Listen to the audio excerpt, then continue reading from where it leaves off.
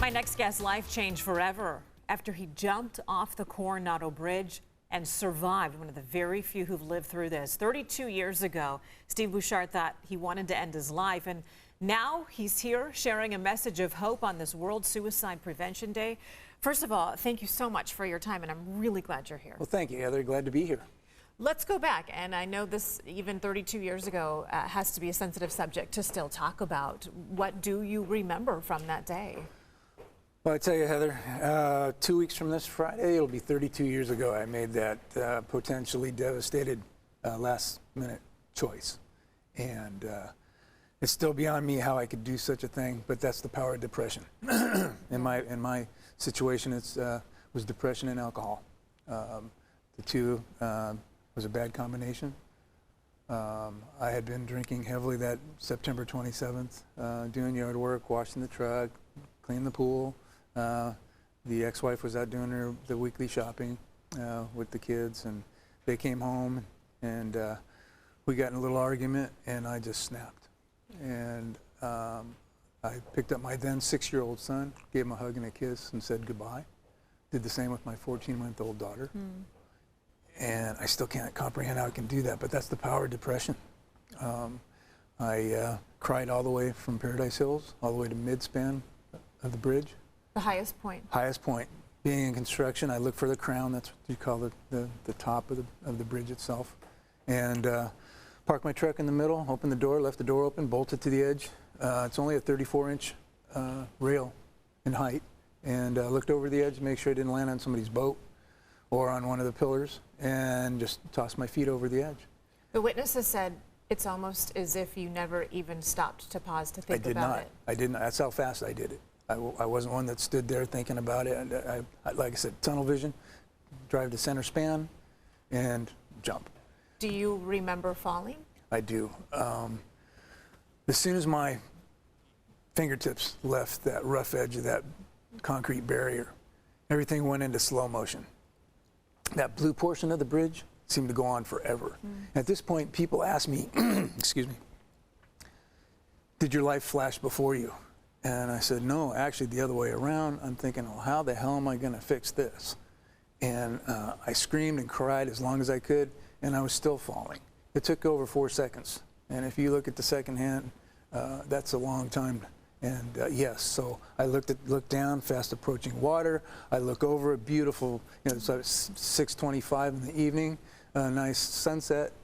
The wind, the sound, I've never jumped out of a plane or anything like that, but it would be exact same feeling, just the overwhelming sound of the wind rushing.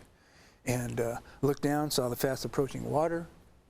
And I knew if I hit feet first, it's like hitting concrete. Right. I was falling at 103 feet per second, and I hit that water at 70 miles an hour. What injuries did you suffer? The only thing that saved me, number one, being drunk, being in great shape, and the way I landed. Because I looked down, and so what I did is I flailed my arms, got myself in a kind of a seated cradle position, and basically landed on my backside and my lower back.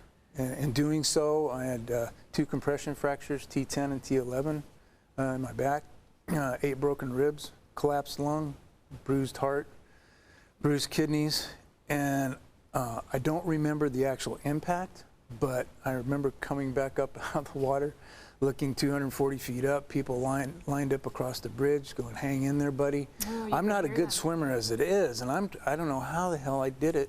But you survived. You Yes. lived through this. And now you share this story with other people because you want others to know that this should not be the decision people make. No. It's a snap decision that life ending, that life does get better. I'm proof. I've more than doubled my life. I would have missed teaching my kids how to drive, their weddings, grandchildren, everything. I mean, you had all this thing.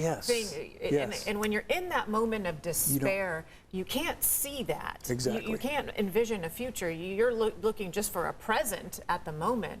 What message can you share with, maybe one of our viewers is dealing with something right now. What can you share with people to give them that sense of hope, even if it's just a glimmer? When you're in that deep, dark place, please reach out to a family member, a friend, contact me. I'm a great listener. I've had great conversations with people, but please don't do it. Call the suicide hotline. They're great people. They'll listen. They'll tell you where you can go for help. I actually consoled an old family member last week. Got a phone call out of the blue. Can you meet with my son? One of the things I was reading about, and I know we're out of time, but I think this is really important. People that were very close to you, including your own best friend, had no idea the pit of despair you were in. Are there any signs people could look out for? Because you said you hid it really well. Yes, just basically changes in their daily routines, pulling back, becoming silent, mood swings, and just take time and just watch and be vigilant. What could somebody have said to you that may have prevented this? And I'm not putting the onus on anybody else. I'm saying, was there something somebody could have said? I really don't know. I don't know. Of course, looking back, I wished I had reached out, but like I said, there was something that I was hiding, and then suddenly I just snapped. And I just want to make people realize that, please don't do it. Life does get better, and I'm living proof, and I'm so happy to be here. And I'll never know how many people I've impacted, but after my little conversation last week, he went ahead and signed up for counseling and so forth. So you're making a difference. Yeah, Steve, you're making a difference, and I'm so glad you're here. Thank you for being courageous enough to share your story, because it will continue to impact lives. You've already at least saved one, and how many others by this interview this morning. Thanks for your time. All right, here's what I also want to do. I'm going to put some information at the bottom of the screen. If anybody needs any help out there, not only can you find it online through various resources, but also our county has a 24-hour helpline for suicide prevention or anybody that may need any immediate counseling. That number's at the bottom of the screen. Eric?